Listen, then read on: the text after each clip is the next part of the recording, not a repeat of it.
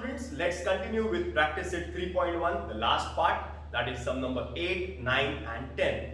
And mind that 8, 9 and 10 sum, these three sums are challenging sums and very important. मतलब अगर paper difficult set करने वाली तुम्हारी teacher है, तुमको नेचर उनका पता रहेगा, तो अगर डिफिकल्ट सेट होने वाला है देन 8, 9, 10 में से सम एक्सपेक्ट करना ही है. This is sum number 8. In sum number 8 it is given that AB is parallel to CD. It is also given that PT is an angle bisector, QT is an angle bisector. We are supposed to prove that major angle PTQ is 9 tan. PTQ is 9 tan. Steps लिख दो फटाफट. First step angle bisector. Second step interior angles. Third step property of triangle. Fourth step over. Only 3 steps. So first step angle bisector. Second step interior angles. Third step property of triangle, and then we get the answer. Only 3 steps. Only 3 steps. Easy sum है, hard नहीं है, easy है. First step angle bisector. क्या लिखा? Angle bisector. Shell. Ray PT is an angle bisector of angle QPB. Therefore, angle TPB is equal to angle TPQ is equal to x dash 1. Any props? No props. Angle bisector है ना, तो ये तो equal रहेंगे. Similarly, ray QT is an angle bisector of angle PQD या DQP. So this angle and this angle is equal. Angle TQP is equal to angle TQD is equal to y dash 2. First step is clear. पहला step समझ में आया क्या? Easy था ना? Easy लगा ना पहला स्टेप? पहला स्टेप क्या किया? This is angle bisector, this is angle bisector, so this is x, this is y. सबको समझ में आएगा. बट समझ में आने से इंपॉर्टेंट ज्योमेट्री में क्या है मैंने समझाया. ज्योमेट्री में सबसे इंपॉर्टेंट चीज है राइटिंग. जो स्टूडेंट लिख सकता है स्टेप्स उसको मार्क्स मिलेंगे. राइटिंग के हिसाब से अलजेब्रा इज मोर कंफर्टेबल, बराबर है. But understanding geometry is very easy, but to express your answer, to make the proof, to write the proof is difficult. I understand. That is why I give you steps. ये सम देखेंगे तो steps तुमको याद रखने का. पहला angle bisector clear है कि ये x ये y. Second step is interior angles.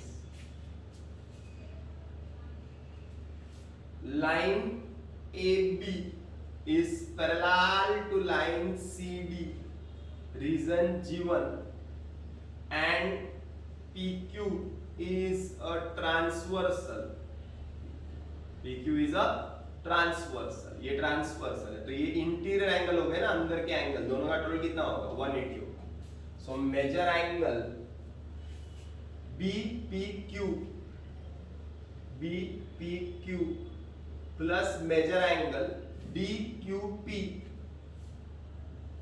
is equal to 180 degrees. Reason interior angles. Reason interior angles. Hope this is clear. Interior angles. ये दो एंगल का टोटल 180. बट एंगल BPQ के बदले में आई can right these two angle, बराबर ना. क्योंकि देखो ना, एंगल BPQ जो है ना, वो दो छोटे एंगल से बना हुआ है. कौन से एंगल से बना हुआ है? मेजर एंगल BPT या TBPB और TPQ. सिमिलरली DQP भी दो एंगल से बना हुआ है, छोटे छोटे. बोलो ना, एंगल TQP TQD is 180. समझा क्या किया? ये जो बड़ा एंगल था इसके बदले में I wrote two smaller angles. instead of this angle I wrote two smaller angles, sorry. अरे clear है now. This is x, this is x, this is y, this is y. Total is 180. 2x plus 2y is equal to 180. Dividing by 2, x plus y is equal to 90 dash 3. Dividing by each term by 2. ऐसा लिखने का. So I got x plus y is 90. इतना समझ में आया? Clear है मेरा second step is clear. Interior angles. दो step clear हो. Interior angles. क्लियर. अब चलते हैं थर्ड स्टेप पे. Last step property of triangle. In triangle TPQ, कौन सा triangle? TPQ. Measure angle TPQ plus measure angle TQP plus measure angle PTQ is equal to 180. Sum of measures of all angles of triangle. ये तीन angle है ना, तीन angle, ये तीनों angle का टोटल 180. 1, 2 और 3, ये तीनों एंगल, ये TPQ ट्रायंगल में तीन एंगल का टोटल होता है 180. This is x, this is y, I don't know PTQ, total is 180. But x plus y कितना मिला था? 90 plus measure angle PTQ is equal to 180. Therefore measure angle PTQ is equal to 180 minus 90 is 90 degrees. So I got measure angle PTQ as 90 degrees. शायद यही prove करना है. तीन step. Angle bisector, interior angle, property of triangle. Angle bisector, interior angle, property of triangle. See once again, framing of the proof is difficult in geometry. difficult है. Video को back करो और फिर से एक बार देखो कि मैंने कैसे फ्रेम किया है proof. Angle bisector, interior angle, property of triangle. Okay, this is the 10th question of practice set 3.1. Question number 9 is omitted. Now actually speaking उनको क्वेश्चन नंबर 10th ओमिट करना चाहिए था, क्वेश्चन नंबर 9 नहीं, क्योंकि 9 सम अगर मैंने पढ़ाया भी नहीं तो भी तुम लोग वो डायग्राम बना के तुम लोग खुद से सॉल्व कर सकते हैं. तो आज के लिए होमवर्क ये है कि 9th वाला सम सॉल्व करो. 8 भी सॉल्व करो, 9 भी सॉल्व करो, 10 भी सॉल्व करो. Now let us talk about this question. Now this question is a bit lengthy question and confusing one, but मेरे मेथड से जाएंगे ना तो सम इजी लगेगा, एकदम इजी लगेगा. एक एक स्टेप में कंप्लीट करते हैं. सबसे पहला I will be writing the steps here and I will be solving the sum. चलो I will write proof. First step is EG is an angle bisector. So these two angles are equal. So this is x, this is x.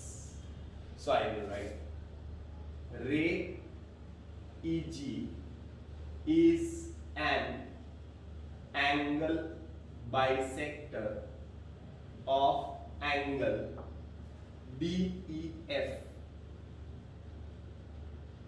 Therefore, reason given.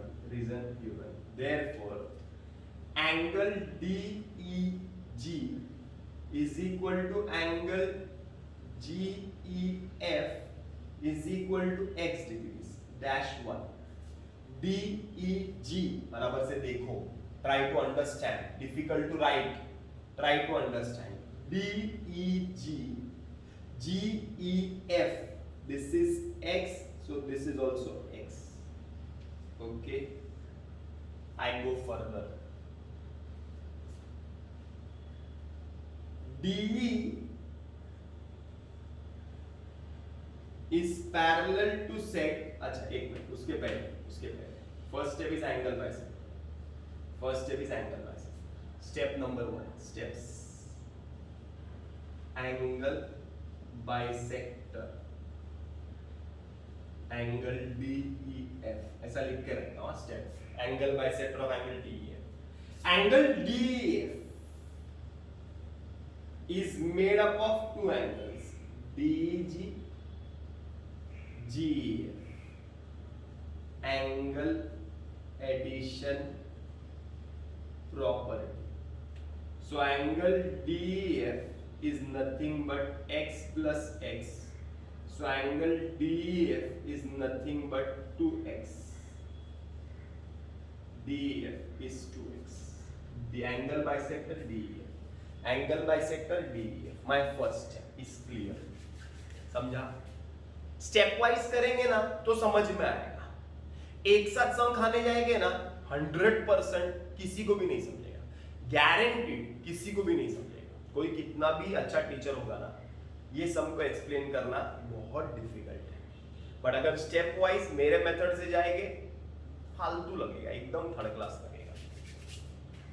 Angle bisector DEF, angle bisector DEF, angle bisector DEF, angle bisector XX DEF, XX DEF. First second step corresponding angles. Second step, corresponding angles. Sec D parallel to sec GF given is given. If lines are parallel, then angles are congruent, alternate angles. तो देखो ना, ये दो line parallel है, ऐसा ऐसा समझ के चलो. ऐसे दो लाइन पैरेलल है, D ये और ये पड़ोसी एंगल, बराबर ना. तो angle DEF is equal to angle GFM is equal to DF 2x है ना, तो ये भी 2x हो जाएगा. 2x 2x अरे बराबर 2x. Clear clear clear. 2x 2x. So if this is 2x, so this will be 2x because angle bisector है. Sorry, हाँ angle bisector है. Therefore, I can write ray FG is an angle bisector of angle DFM.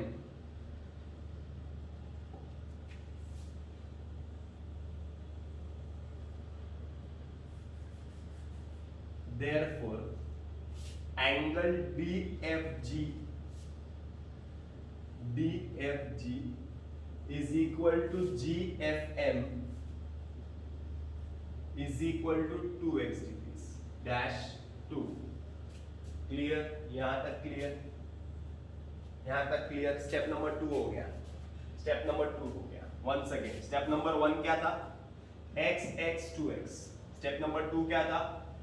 Corresponding angle. ये और ये line parallel है, तो ये angle DEF GFM से इक्वल है. तो ये 2x तो ये भी 2x, ये 2x तो ये भी 2x, ये 2x तो ये भी 2x, बिकॉज़ एंगल बाइसेक्टर है ना. देखो ना, एंगल बाइसेक्टर दिख रहा था, तो अगर मुझे ये 2x मिल गया तो मुझे ये भी 2x ही लिखना पड़ेगा. तो ये भी 2x बराबर. यहाँ तक क्लियर है? यहाँ तक क्लियर है? आगे चलते हैं, आगे चलते हैं. Step number 3. Step number 3, alternate angles. Step number 3, alternate angles. देखो जीन का z बनता है,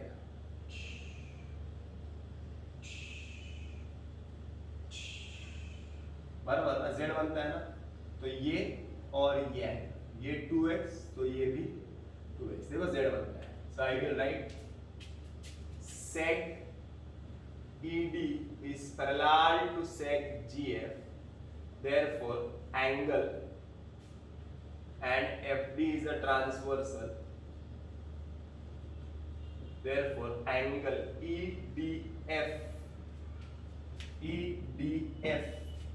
is equal to angle DFG is equal to 2x. Reason alternate angles. Reason alternate angles. Reason alternate angles. Clear? 3 step clear है. पहला step angle bisector angle DEF, दूसरा step corresponding angle, तीसरा step alternate angles.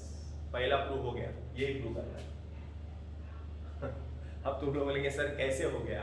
देखो ना, DEG देखो ना, DEG ये angle देखो ना x है, बराबर है ना. और EDF देखो ना, EDF ये क्या है? 2x है.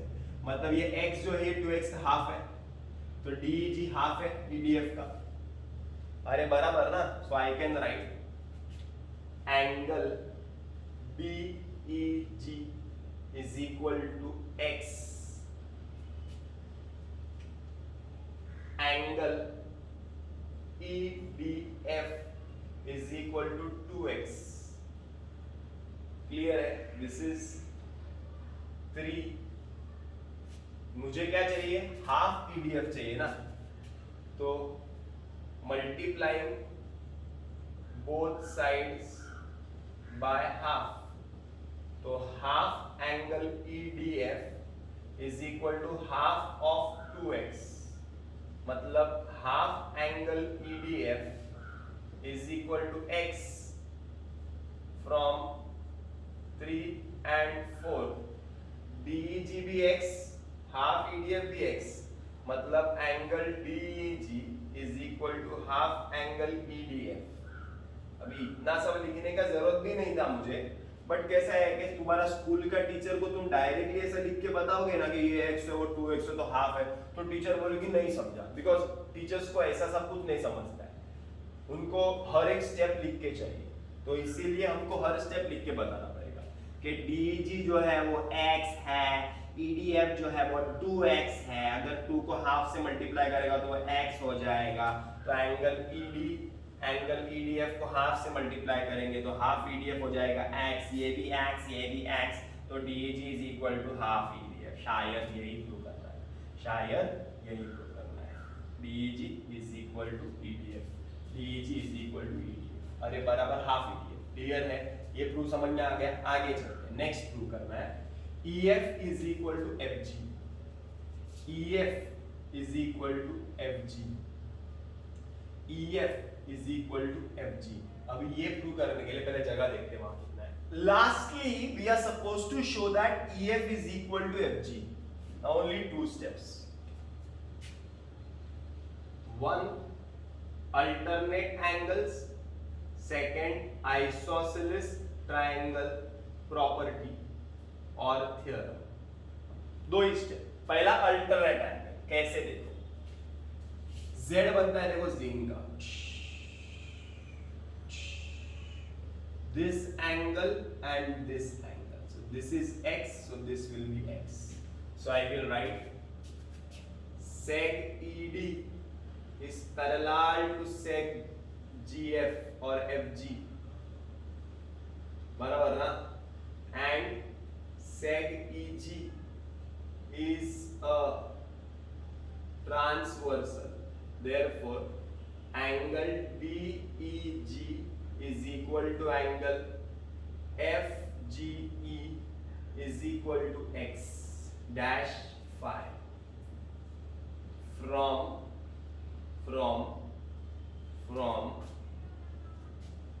का पहले ये समझ में आ गया ना, तो ये x, तो ये x, ये x, ये x, ये x, ये x, तो ये लोग दोनों भी इक्वल, तो in triangle FEG, in triangle FEG, in triangle FEG, FEG triangle में एंगल FEG x है, FEG is equal to angle EGF, EGF या FGE, FGE ये भी x है, FGE ये दोनों x है।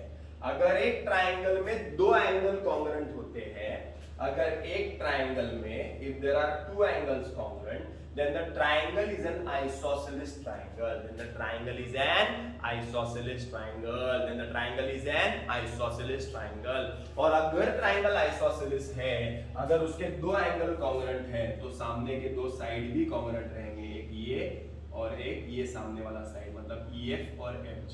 ये तो मैं इधर अलग से डायग्राम बना के बताता हूँ, ऐसा है, ऐसा है डायग्राम,